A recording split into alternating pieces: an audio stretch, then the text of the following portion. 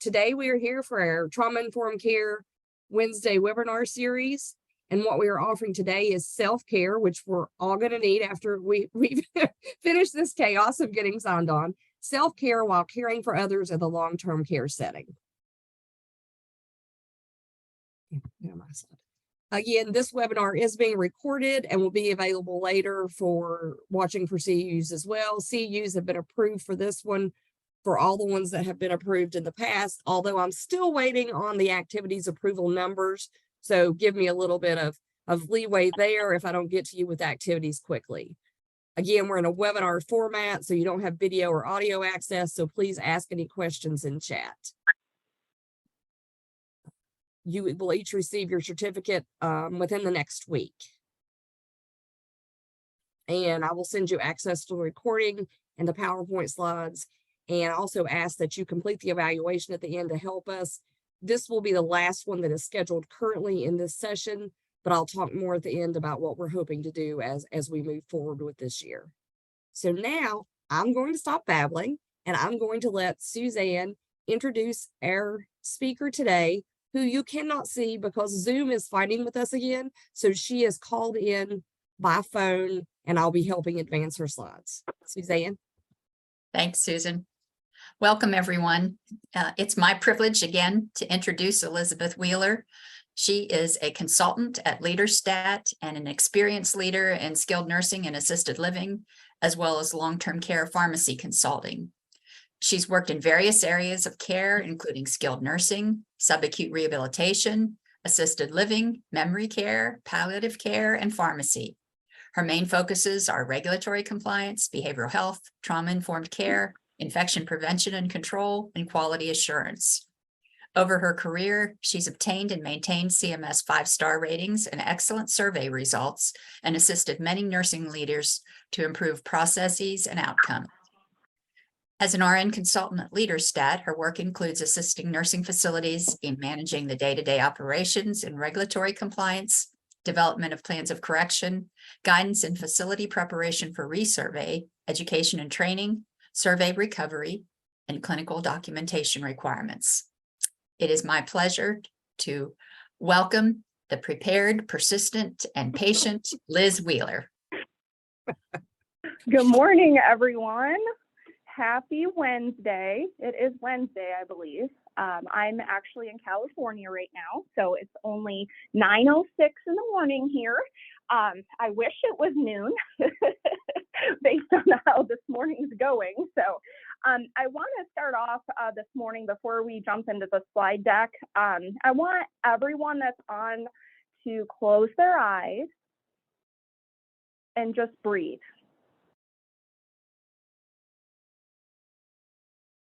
I want you to take a deep breath through your nose and through your mouth and count to 4.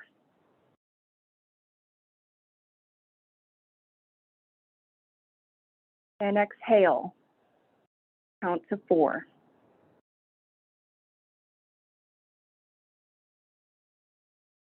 Inhale.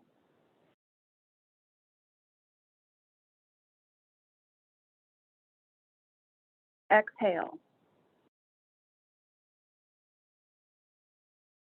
One more time. Breathe in. And breathe out. Okay, you can open your eyes if you actually close them. All right, let's go ahead and get started. So this morning we're going to talk about trauma-informed care and self-care while we're caring for others.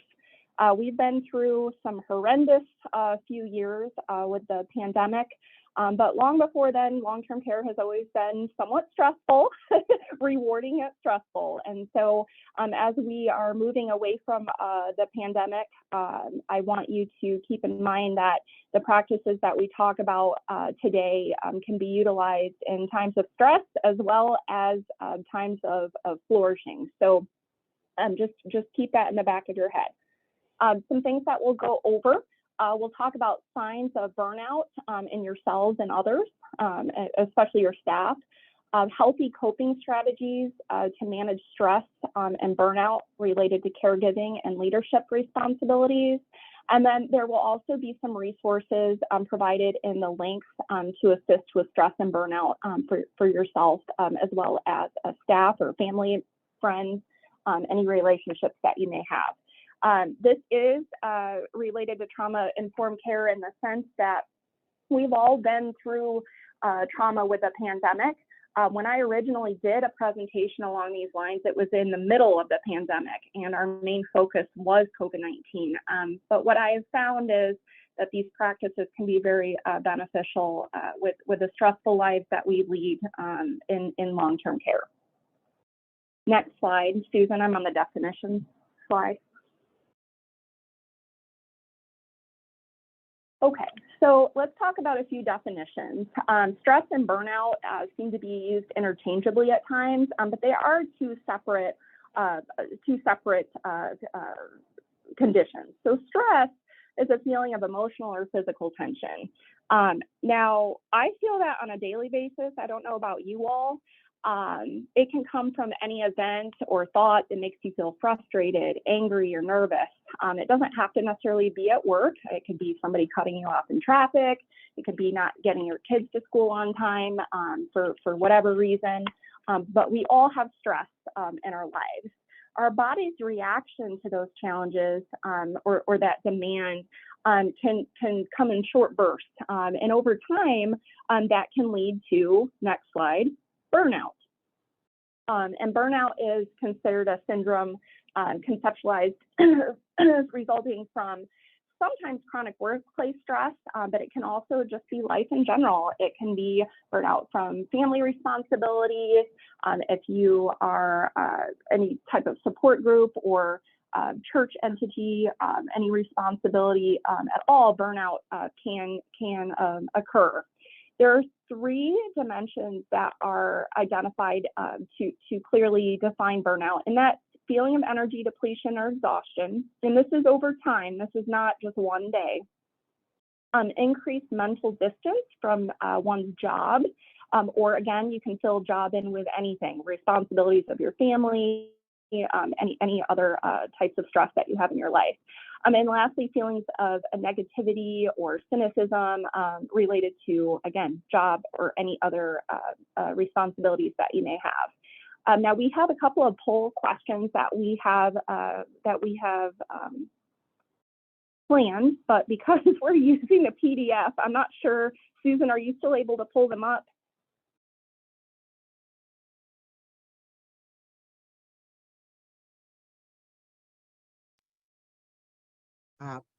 Put it up. People are answering, so yes. Okay. Perfect. Thank you. So go ahead and take a moment to answer a question whether or not you feel you've experienced stress or burnout in the last year. I have an idea of what these numbers are going to look like. And I can't see them, so if you could read me the results, that would be wonderful. Yeah, we've got 69% having answered so far, so I'm gonna give them a few more seconds for everybody to answer. Yep. Take your time. Of course, I know we won't get all of them because there's a few on the phone, but Right. like you. Correct. All right, we're at 78% answering right now, and we're showing 90% say yes and 10% say no in the last 12 months. Okay, well, I am very happy for that 10%. I'm very curious what you're doing to prevent that. And I'm not being facetious. I really am curious if there's best practices that we don't talk about today. So at the end, if it's all right, maybe we can open up the chat for people to make some recommendations if it's something that we haven't covered. Absolutely. You can so go to we the are next ending slide. at 91% and 9%. 90. Oh, now it's Okay. wait, it just changed. Now it's 89% yes and 11% no. Okay. And So I'm ending the in poll. general, the majority. Okay. The majority we can see have experienced some type of stress or burnout. And I'm very happy for that smaller percentage that have not experienced that in the last year. You can go to the next slide, the 3 stages of stress. Yes, ma'am. All right. I just want to talk about these stages. So the initial is alarm. That's what, if you're at work and you start to feel anxious, you start to feel that your day's falling apart, not thinking clearly, those types of things. Next comes resistance. We don't want to deal with these things. So maybe we don't, we're not coping with them appropriately. And so we push those feelings down and just stay task oriented. And before you know it, we're exhausted. And if you're not dealing with your stress appropriately, it can lead to burnout. We've seen an exodus of leadership positions in long-term care over the last several years, especially post-pandemic, as well as retention issues with our floor staff, our frontline staff. I think we can all agree with that. And so you can apply that to this as well. Again, that alarm stage, it's that initial stressor that it's upsetting our body, and we're trying to maintain balance. It can be very challenging in our environment. And that resistance stage, our body is actually trying to fight back and adjust to that stress. And over time, that causes exhaustion. And if we're not taking rest or taking time for ourselves, that can result in a burnout, but also it can result in injuries. It can result in mental health concerns, those types of things. You can go to the next slide that says early signs of burnout.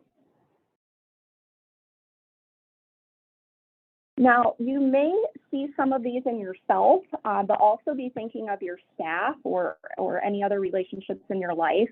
Some early signs that you may observe are overwhelming exhaustion, thinking or saying out loud things, I just can't do this anymore, or I don't want to do this anymore. I've had enough, those types of thought processes and comments. A sense of ineffectiveness or a lack of accomplishment. So that whole imposter syndrome, if you're familiar with that, is I'm just not cut out for this. I'm not able to manage this. I shouldn't be under this much stress. Maybe long-term care is just not for me. Insomnia, signs and symptoms of insomnia. Excuse me, signs and symptoms of burnout can include insomnia, but keep in mind that insomnia can also be a symptom of many other disease processes. So do not just attribute this to burnout if you're having major issues with sleeping. Increased occurrences of illness. We all know when we're stressed and not taking care of ourselves and do feel burnout, that we tend to get sicker more frequently. Whether that's our immune system's being lowered, not getting enough sleep, those types of things. Feelings of just things not being fair, loss of enjoyment with activities that you typically enjoy, including your job, and then just feeling undervalued. I see a lot of this with floor staff and leadership, but mainly in my line of work, I do see this with floor staff where they are feeling undervalued, even if their leadership teams are doing all of these initiatives for retention. And that's why discussing burnout and stress with your staff is very important, so that they can also identify these things, not just in themselves, but their coworkers and their families. Next slide. All right, so there are some good stresses in life. This is just a short list, but moving, buying a house, having children, taking a vacation. I just went on vacation a couple weeks ago, and I tell you what, the 2 days leading up to that were extremely stressful for me, just trying to manage my work schedule and packing. And I think a lot of you may relate to that, even though it was an exciting trip. If you're curious, I went camping in the woods of Tennessee, so it really wasn't that exotic vacation. Holidays are coming up. Those can be stressful situations as well, whether it's family dynamics or just all of the preparation and work that go into holiday festivities. Next slide. The pandemic is, they're saying it's over. I'm not sure. I haven't looked at West Virginia numbers now. I know out here in California, there's been several clusters and upticks of outbreaks of COVID-19. And so I hesitated to leave this slide in at first, but then I thought, the pandemic might be officially over, but we're still dealing with COVID stress. And so I do want to touch base on that briefly.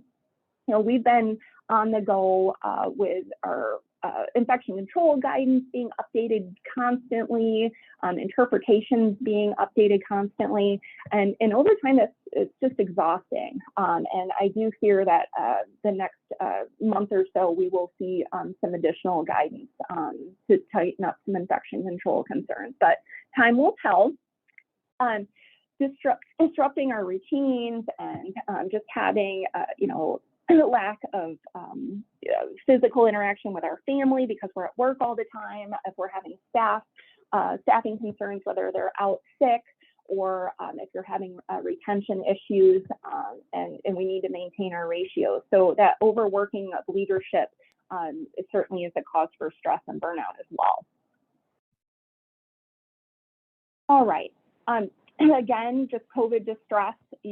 This is related to COVID. However, you can apply this to multiple other causes.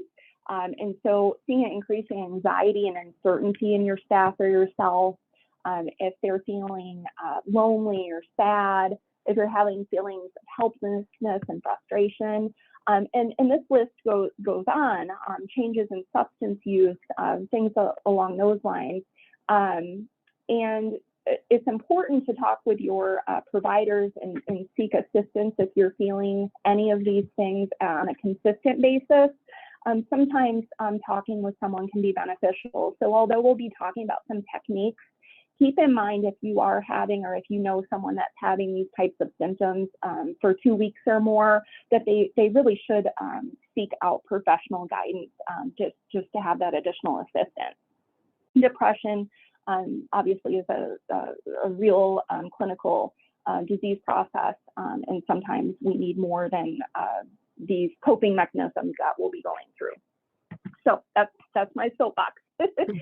We have adaptive coping and maladaptive coping mechanisms, and we're going to talk about a couple of these, but the list is certainly not limited to our discussion. Some adaptive coping mechanisms that you may be aware of would be mindfulness, meditation, taking a break during the day to go for a short walk, talking with your coworkers or a friend or your family, or if you have a counselor or a therapist, those types of things. Those are all adaptive coping mechanisms. Maladaptive coping mechanisms, though, we've seen an uptick in these throughout the pandemic. I'll be citing some studies here shortly, but the consequences of ineffective coping mechanisms, such as increase in substance use or substance abuse, not sleeping, overworking to the point of exhaustion, those types of things are all considered maladaptive.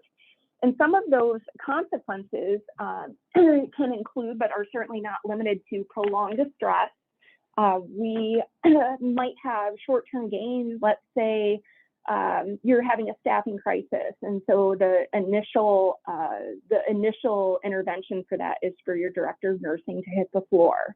Well, that might be a short-term process, but long-term, that's not going to be effective.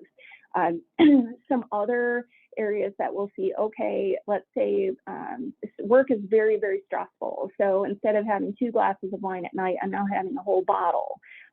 Over time, that can result in long-term pain and substance use disorder.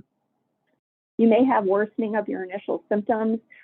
So often we think that being martyrs for our job is important, but at the same time, if we're not taking care of ourselves, then we're not going to be able to take care of our residents and our staff and our leadership teams. I want to talk about anxiety a little bit. And this can include these listed symptoms, but certainly not limited. The difficulty concentrating, sleeping problems, restlessness, irritability. You don't have to answer this in the chat, but I want you to think about yourselves and if you've had an increase in irritability over the last several months, or if you've noticed that in other staff members. That can certainly be a sign of anxiety, stress, and ultimately burnout. So just think of those individuals as we're going through this, or if it is yourself. Some people experience panic attacks. We've seen an increase of these in the working environment, not just for long-term care, but across multiple industries. I was reading an article from the American Psychological Association, excuse me, and they were talking about an increase in anxiety and panic attacks in healthcare workers specifically across the entire industry, acute care as well as long-term care. And I found that really interesting. A lot of us are clinicians, are nurses, and we know what the symptoms are, but sometimes we don't know, we don't identify that in ourselves. So some symptoms can include sweating, shortness of breath, a feeling of choking, but not always are those severe symptoms felt. Sometimes a rapid heart rate, feelings of dread, worrying about what's going to be happening next on a constant basis, or becoming fearful of when that next occurrence is going to happen, causing restriction to some of our normal activities. And so I found that very interesting. I would say that personally, I have felt increased heart rate and feelings of dread, not currently, but over the last year, certainly felt that, especially when working with clients that are going through very stressful situations. So I've learned a lot about myself through this as well. Some other signs of depression, we touched on this a little bit earlier, but just lack of interest and pleasure in daily activities. If you're having significant weight loss or gain, we've already talked about the insomnia. Lack of energy or inability to concentrate can also be a symptom of depression. Feeling worthless or having excessive guilt. I work with a lot of directors of nursing, and certainly this is not limited to DONs, but most recently I was talking to a group of DONs, and they were expressing how they felt guilty for going home, even after they had worked for 14 hours, simply because they didn't want to let their staff down. And I found that very eye-opening. While I understand it, I was a director of nursing for several years. I know that feeling of guilt, but to feel it in and out day after day throughout a pandemic can be very exhausting, and certainly has led to burnout in multiple individuals. And of course, recurrent thoughts of death or suicide. I do want to not wait for this slide. If you want to go to the next slide, Susan. There's several crisis hotlines as well as websites that are listed here. If you are feeling any of those symptoms, or if you know someone that is, please share these resources or utilize them yourself. The National Suicide Prevention Hotline is available 24/7. So again, make sure that you are sharing this information with your staff as well as your friends and family. Next slide. So I mentioned the American Psychological Association, and they do monthly studies. They're monthly polls, and the most recent was done in July, and it was actually unrelated to stress and burnout. And so I just want you to know that they do these polls on a monthly basis. In December of 2022, they actually did a poll for individuals that wanted to know, how would you rate your mental health, and how would you anticipate your stress to increase for 2023. This is their most recent poll. So again, it was in December. If you go to the next slide, I'm going to talk about a few key findings and also compare the results with a similar study that was done in December of 2021, the middle of the pandemic. What they found is 2 out of 5 individuals rated their mental health as fair or poor. And that had actually increased over 30% since December of 2021. And I found that very alarming, but also we're not alone. So if you are feeling that your mental health has suffered or you're struggling, you are certainly not alone in the country as well as within West Virginia. More than 25% of those individuals were stating that they were anticipating more stress in 2023. I know we're a little over halfway through the year, and I would say that personally, my stress has stayed about the same. Having the PHE end and those types of things, and our ROP updates that we've all had to deal with, our regulatory updates have certainly caused stress, but it's just slightly changed a little bit with the ending of the pandemic. The individuals that were polled also talked about their sources of anxiety. So some was job security.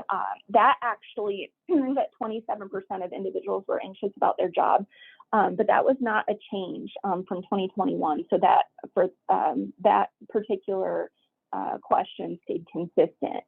As far as stress related to traveling, that actually decreased from 2021. This was attributed to a decrease in travel restrictions, COVID outbreaks, and travel restrictions throughout the world as well as the country. But you can see the others listed here: personal finance, uncertainty, physical and mental health. These are all listed here. So I wanted to point these out because we're not alone. So if you're feeling these things, you can see that nearly, anywhere between 30 and 70% of people are experiencing this type of stress. Next slide. So how do we identify unhealthy habits? One area can be food. So making poor food choices, increasing your alcohol intake, overeating throughout the day. I used not just studies to pull this information, but also myself. So I'm just being honest. I've noticed that during certain times of the day, I might snack more, especially if something stressful is happening. And so practicing mindfulness and being aware of what we're doing instead of being on autopilot is very important. So thinking along the lines of, what time of day am I making these poor food choices? And I'm not talking about one day or 3 days in a month. This would be over time and consistent occurrences. Did something stressful happen? Are you bored? Those types of questions to ask yourself, and pay attention to how you feel after certain activities. Drinking might make you feel better in the moment, but worse the day after. I think maybe not all, but majority of us have probably experienced some type of hangover. So try substituting this behavior with other activities that don't make you feel worse. And we're going to jump into some of those examples here shortly. Next slide.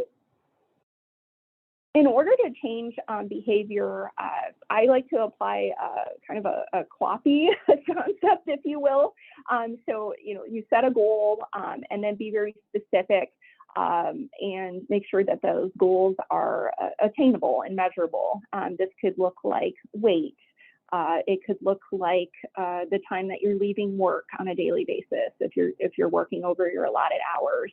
And there's many other examples, but also finding an accountability person can be helpful. I have a coworker that I touch base with at least weekly and talk about how I'm doing just with travel stress and things of that nature. And so that's been extremely helpful for me.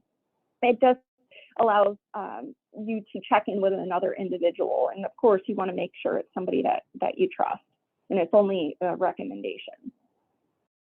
Managing your activity is very important as well. We've already talked about overeating, but staying active is very important, and trying to maintain your weight, so not losing or gaining significant amounts is very important. Establishing a routine for your meals during the workday can be challenging. I don't know about the rest of you, but try and establish a routine for your meals. There are days when obviously we cannot stick with them, but I actually have found some leadership individuals that I've worked with, they'll actually add to their calendar when they're taking a lunch, or if they're taking a 15-minute walk, things, and that way everyone else on your leadership team is aware that you're doing these things, and not to pull you away during those times, unless of course it's a major emergency. You can build a routine about eating, activity. If you can't go outside, you can walk inside. Whether that's down your service hallway, if you make rounds through the building, if you're making rounds through the building, you might get pulled in 1,000 different directions.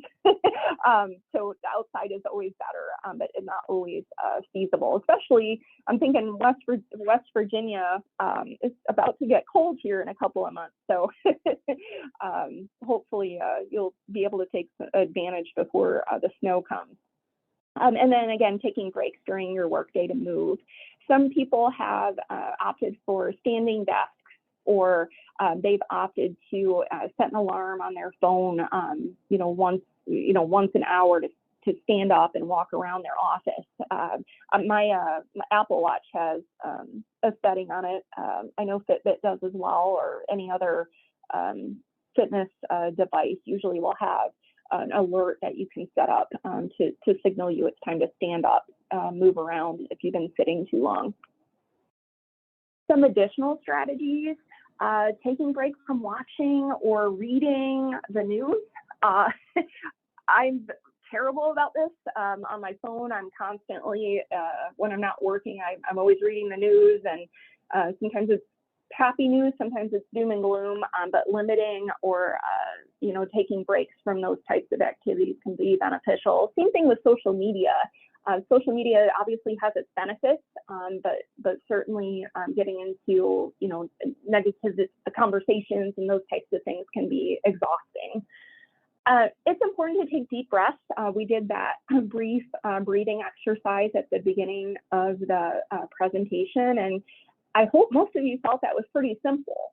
And I would challenge you to try and do that at least once a day during your workday, and see how you feel after. Stretching, meditation, regular exercise. While that can be hard with our schedules, it's important to prioritize some of these things. 10 minutes of exercise is better than no exercise at all. And so, again, when you're developing those goals for yourself, make sure that they are realistic and attainable so that you don't feel discouraged. Getting plenty of sleep can certainly be a challenge at times. Some strategies around sleep and helping with insomnia symptoms can be limiting screen use up to 2 hours prior to sleeping has been shown to help with insomnia. The blue light from our phones can actually, at least on iPhones, you can minimize that by changing your screen to red tint under settings. Or some people, they'll purchase blue light glasses and things of that nature to block out that light at night and still be on their screens. Continue routine preventative measures. So take care of your health, essentially. Make sure you're going to your providers when you need to, that you're up to date on vaccinations. I'm not talking specifically about COVID vaccinations, just vaccinations in general, health screenings, whether that's for cholesterol, for your heart, anything along those lines. That self-care is very important. Again, if we're not taking care of ourselves, it's very challenging to take care of others. So again, some other strategies that can be used, prioritizing time. This is a theme that keeps coming up. Prioritizing time to unwind after work. My personal favorite is to sit in my car, listen to loud music, and sing along for at least 10 minutes after I get out of work. That has been very helpful for me. Connecting with others, so talking with people that you trust, calling a sibling, calling a friend, and making sure that you're not isolating outside of work. Connect with your community or faith-based organizations, and again, reaching out to others for help can be very beneficial. So that breathing exercise that we did is actually called box breathing. There are different ways, and if you look online, you can find multiple strategies for breathing exercises, but my favorite to do is just the 4 seconds in and 4 seconds out. There's some that say to do 8 seconds. There's not a right or wrong way to do it. The point is to focus on your breathing and bring yourself back to the present moment. Being mindful has different meanings for different people. I'm not promoting any one type of app. There are many out there. Legally, I can't list them, but if you do search mindfulness under your app stores or your Google Play stores, you should be able to find several options.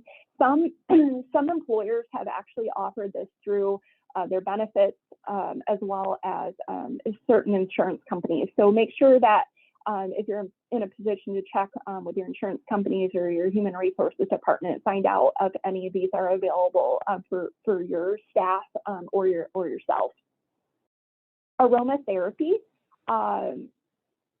even 10 years ago, aromatherapy was, for many, it was just kind of thought of as a alternative type medicine that didn't do much, but multiple hospital systems throughout the country have actually implemented aromatherapy in their pain management.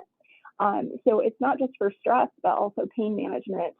They're Lee Health in Florida. They actually implemented lavender aromatherapy for their post-surgical patients, and they actually saw a 25% reduction in pain in those individuals. So I found that very interesting. You can also check out YouTube for guided meditations. They also have yoga instructions that you can use, other stretching and mindfulness activities. There's just a plethora of options if you have not checked that out in the past. This is also something that you can consider doing for your staff. Whether in huddles or if you have a formal in-service, it's really up to you all, but making sure that you're sharing some of this information with your staff can be beneficial as well. Some other mindfulness techniques include reading, writing or journaling, listening. So we talked about the guided meditations. But coloring has actually been shown, just adult coloring books have been shown to be second to meditation when it comes to mindfulness. And so I've been seeing through multiple centers where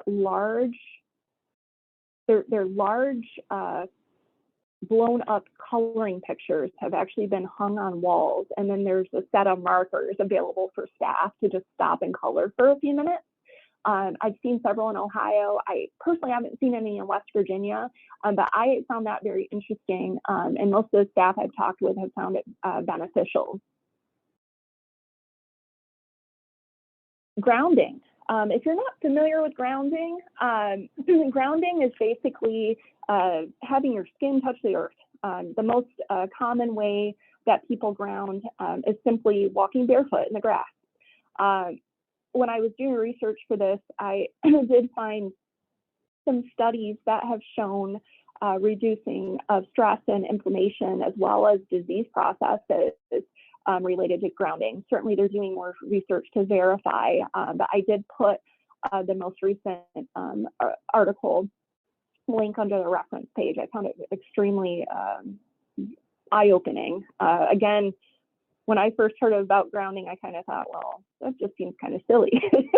But there's actually research that shows that the mindfulness that you feel simply by standing in the grass and closing your eyes, feeling anything that you can feel, whether it's the grass on your feet, the flow of the air, trying to identify a couple of sounds that you hear, whether it's birds singing, a car in the distance, identifying a couple of things that you can smell, maybe fresh cut grass or the exhaust from the car that just went by.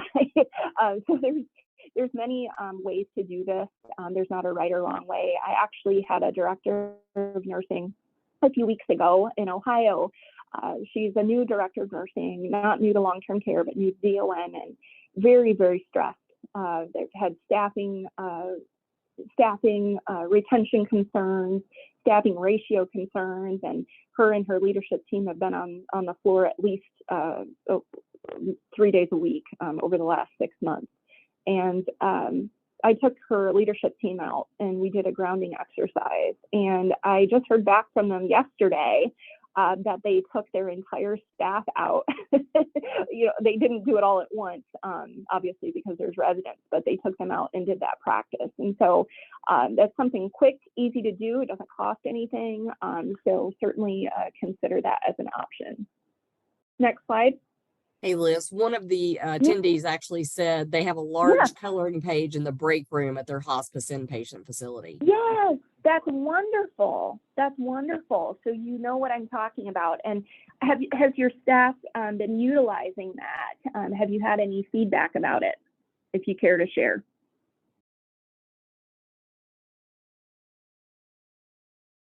Nothing yet. Okay. If they do respond, just let me know. I will let you know. Okay. So music, my guess is that they love it.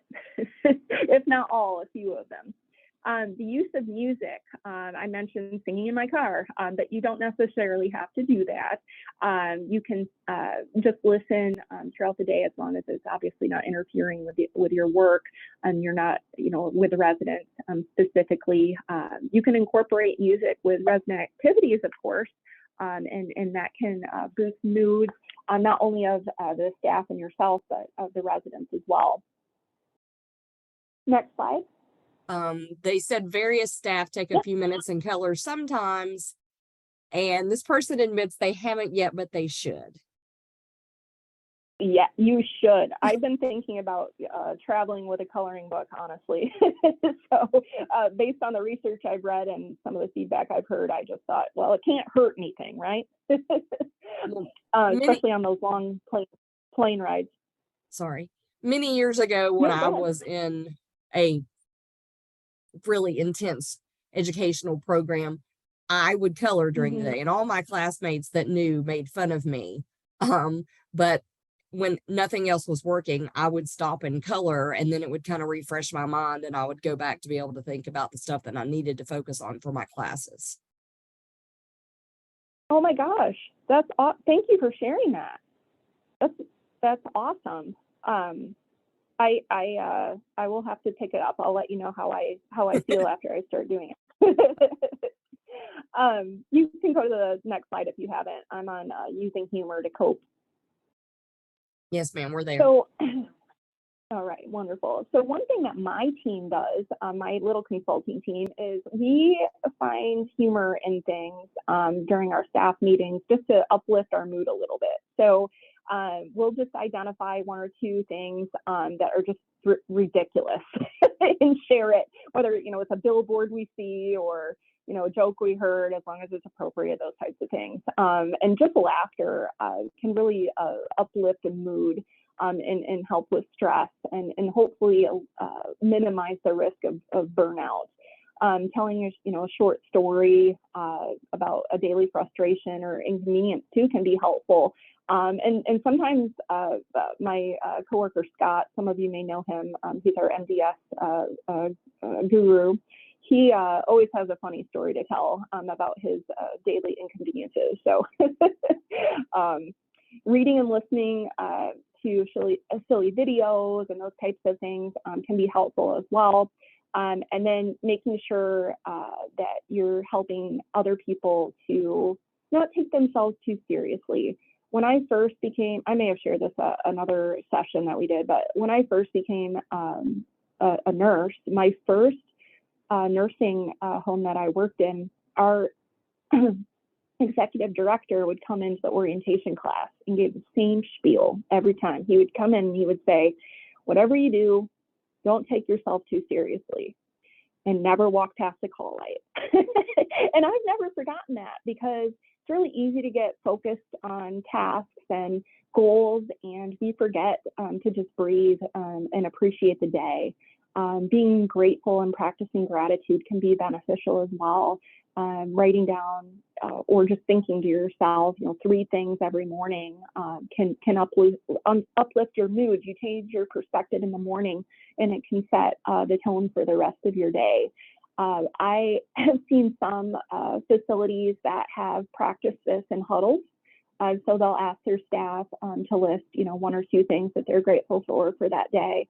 And again, I don't see how that can hurt anything, and you'd be amazed at some of the responses.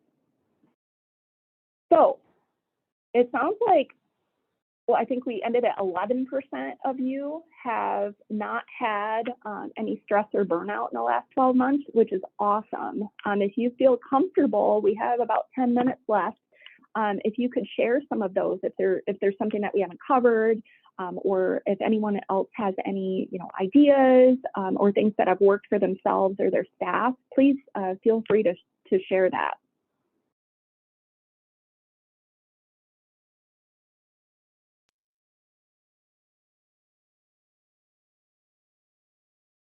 I'm getting nothing. I While can we're also, waiting.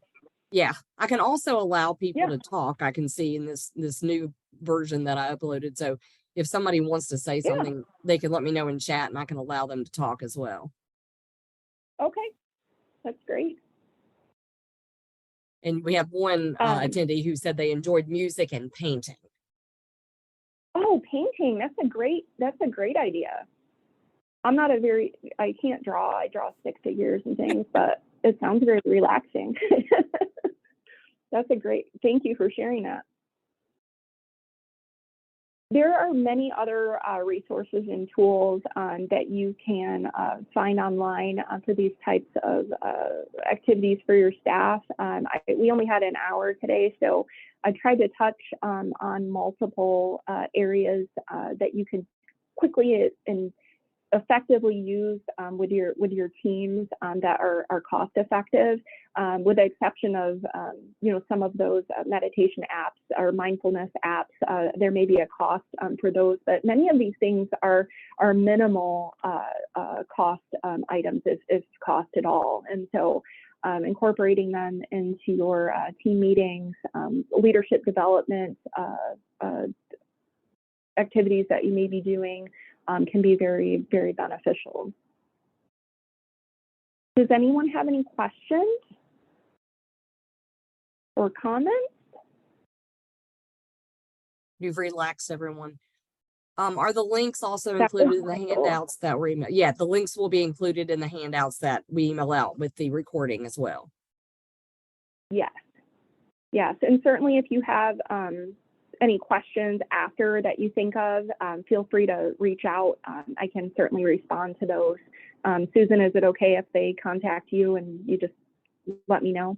Absolutely. And that way I can get the answer, and then we can send it out to everybody, because it may be a question someone else had and didn't ask. Yeah. One of the participants said, I like to surround myself with things that bring me peace and joy at work.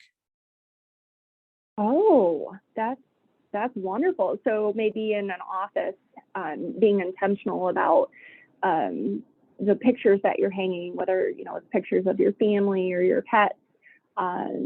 Colors have been shown to be calming as well, blues and greens. Some of those things we can't control, but some of them we can. I had a wellness director job at assisted living, and I had complete creative freedom for my office. And I remember saying to my administrator, I do not want these fluorescent lights. I'm not using them. And I was approved to get a softer lighted lamp for my room or for my office. And I remember getting a lot of comments from residents and resident families about how calming it was for them to come to my office. So lighting is also important. And in full honesty, I have the lights off right now where I am because it's very calming. And after the technical snafus that Susan and I had early this morning, I needed it. So I appreciate all of your time, and hopefully you benefited from this discussion. Susan, do you have anything else for me? No, I just want to thank everyone for being here. I want to thank you for, okay, my slides are, everybody that's seeing my slides are seeing me go. I want to thank everyone for being a part of today's presentation, but for being a part of our Trauma Informed Care Wednesday webinar series. As I said earlier, this is the last of the previously scheduled webinars, but we hope to continue this series after a short hiatus. And keep a lookout. There will be a survey link that will be emailed to you in the coming weeks as we plan for future webinars to get your guys' input on what type of information you would like to see, what type of Q&A sessions you might like to see on the trauma-informed care presentations we have had in the past. So look for that, or just send me an email if you have any good ideas about other ways we can help reach out and give you better information. Again, the evaluation will pop up when we sign off, and I ask that everyone please do that. And Suzanne, anything else? Just a big thank you to you, Susan, and Liz for being so persistent and patient, and for all the technical support you've provided throughout the series. I hope that it's been useful for our attendees. I know our ombudsman have gotten a ton of benefit out of it. So I'm looking forward to seeing what's next. Was that Liz? Oh, I just said that I was glad that everyone could benefit from this series. I know the first session that I called into was there was a 3-hour session that you had, and I hung up and I called one of my coworkers who I didn't realize was on the session. And we talked for quite a while just about how this topic was thrown out, and it encompasses so many things. And so certainly we've tried to, cover multiple aspects of trauma-informed care, but if there's anything, else, just to reiterate that you are interested in, let them know. Yeah, let us know. And again, we're going to do a survey to ask you more detailed questions about things that we've covered and things that you might like to see covered. And I hope to start highlighting some of the information from these webinars in our future newsletters as well. So thank you, Liz. Thank you, Suzanne, and thank everyone who's attended. I really appreciate it. Thanks, everyone. Have a great day. Have a great afternoon.